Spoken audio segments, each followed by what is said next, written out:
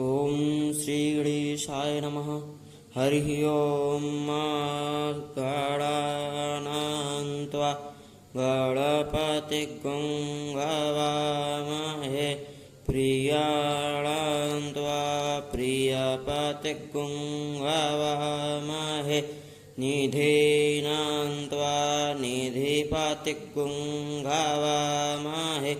वसो मम आहमजानि गर्भधामात् त्वं जासि गर्भधम् गायत्री त्रिष्टुब्जागत्या निष्टुप्पन्त्या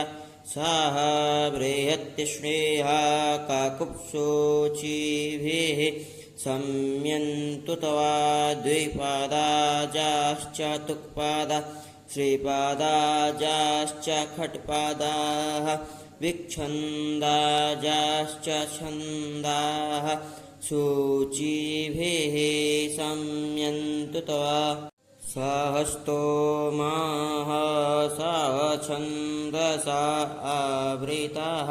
सह प्रामारीखायाः सप्तदैव्याः पूर्वे खां पन्था मानुदृश्यधेरा अन्वालेभिरे रथयो नरस्मिन्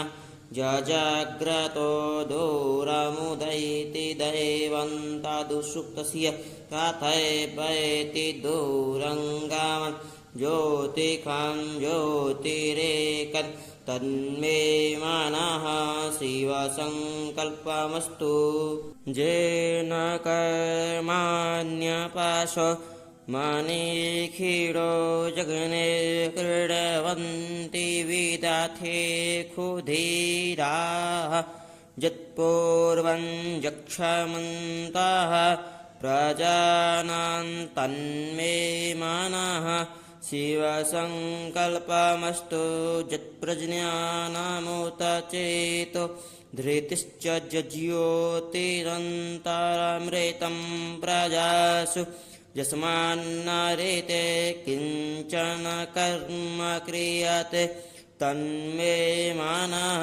शिवसङ्कल्पमस्तु येनेदं भूतं भुवनं भाविख्यत्परिगृहीतममृतेन सर्वं येन जिज्ञस्तायते सप्ताहोता तन्मे मनः शिवसङ्कल्पमस्तु यस्मिन्नरिचा समाजजुगुंखी यस्मिन् प्रतिष्ठिता प्रार्थना भाविवाराः यस्मिंश्चित्तगुं सर्वमोतं प्रजानां तन्मे मनः शिवसङ्कल्पमस्तु सुखारथिरसवानेव